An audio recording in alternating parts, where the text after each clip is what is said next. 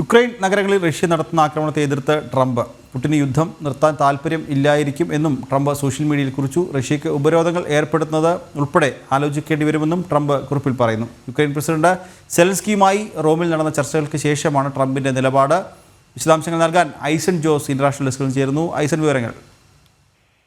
നിഖിൽ, ഇന്നലെ അതായത് അന്തരിച്ച മാർപ്പാപ്പയുടെ സംസ്കാര കർമ്മങ്ങൾക്ക് തൊട്ടു മുന്നെയാണ് ഈ രണ്ട് നേതാക്കളും സെന്റ് പീറ്റേഴ്സ് ബസിലിക്കയിൽ തന്നെ കൂടിക്കാഴ്ച നടത്തിയത്. നമുക്കറിയാവുന്നതാണ്, ഈ കൂടിക്കാഴ്ചകൾക്കെല്ലാം തന്നെ അതായത് സെലൻസ്കിയുമായുള്ള അല്ലെങ്കിൽ യുക്രൈനുമായുള്ള അമേരിക്കയുടെ ചർച്ചകൾക്ക്, അതായത് യുക്രൈനുമായുള്ള പ്രശ്നങ്ങൾ ഉടലെടുത്തതിന് ശേഷം കൃത്യമായ ചർച്ചകൾക്കായി ഇടപെടൽ നടത്തുന്ന ഫ്രഞ്ച് പ്രധാനമന്ത്രി ഇമ്മാനുവൽ മാക്രോണിന്റെ മധ്യസ്ഥതയിലായിരുന്നു ചർച്ചകൾ എന്നാണ് ഇപ്പോൾ മനസ്സിലാക്കാൻ സാധിക്കുന്നത്. ഇവർ രണ്ടുപേരും ചേർന്നാണ് ചർച്ചകൾക്ക് തുടക്കം കുറിക്കാനുള്ള ഒരു നീക്കം നടത്തിയത്. അമേരിക്കൻ പ്രസിഡന്റ് ഡൊണാൾഡ് ട്രംപിനെയും അതുപോലെ തന്നെ സെലൻസ്കിയെയും ഒന്നിച്ചിരുത്തി ചർച്ച ചെയ്യാനുള്ള അവസരമൊരുക്കിയത് അദ്ദേഹമാണ് എന്ന സൂചനകളും പുറത്തു വരുന്നുണ്ട്. ഇതിനുശേഷമാണ് ട്രംപ് സോഷ്യൽ മീഡിയയിൽ വ്യക്തമായൊരു നിലപാട് അറിയിച്ചത്. നമുക്കറിയാവുന്നതാണ്, ഈ കഴിഞ്ഞ ദിവസങ്ങളിൽ ശക്തമായ ആക്രമണമാണ് റഷ്യ യുക്രൈനെതിരെ നടത്തുകയും യുക്രൈൻ നഗരങ്ങളിൽ ശക്തമായ ആക്രമണം നടത്തുകയും നിരവധി പേർ കൊല്ലപ്പെടുകയും ചെയ്യുന്ന സാഹചര്യമുണ്ടായിരുന്നു. 3 തവണ ഇത്തരത്തിൽ ആക്രമണം നടന്നു എന്നാണ് അന്തിമമായ റിപ്പോർട്ടുകൾ പുറത്തു വരുന്നത്. അത്തരത്തിലുള്ള ആക്രമണത്തിൽ നിരവധി പേർ കൊല്ലപ്പെട്ടു എന്ന് സെലൻസ്കി അറിയിക്കുകയും ചെയ്തിരുന്നു.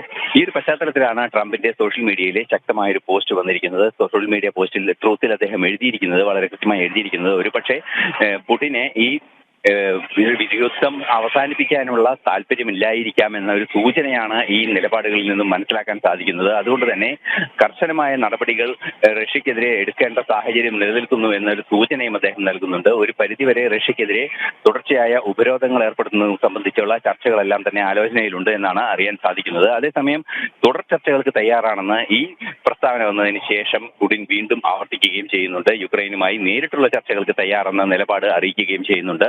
അങ്ങനെ ഒരു ചർച്ചകൾ തുടരുകയാണെങ്കിൽ ക്രിമിയ വിഷയം വീണ്ടും, അതായത് ക്രിമിയ വിട്ടുകൊടുക്കുന്ന കാര്യം റഷ്യയുമായി യുക്രൈൻ ഉന്നയിക്കുകയും ചെയ്യും. എന്നാൽ അത്തരത്തിൽ ഉന്നയിക്കുന്ന വിഷയത്തെ അംഗീകരിക്കേണ്ടതില്ല എന്ന നിലപാട് അമേരിക്ക നേരത്തെ തന്നെ കൈക്കൊള്ളുകയും അതുപോലെ തന്നെ റഷ്യ അക്കാര്യത്തിൽ വിട്ടുവീഴ്ചയില്ലാത്ത നിലപാട് സ്വീകരിക്കുകയും ചെയ്യുന്നുണ്ട്.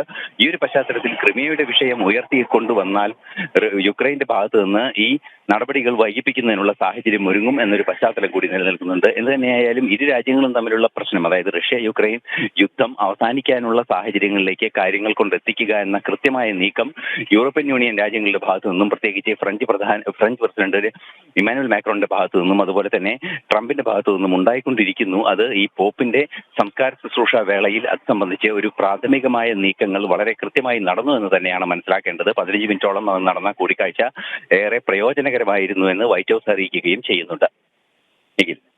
ശരി ഐസൻ.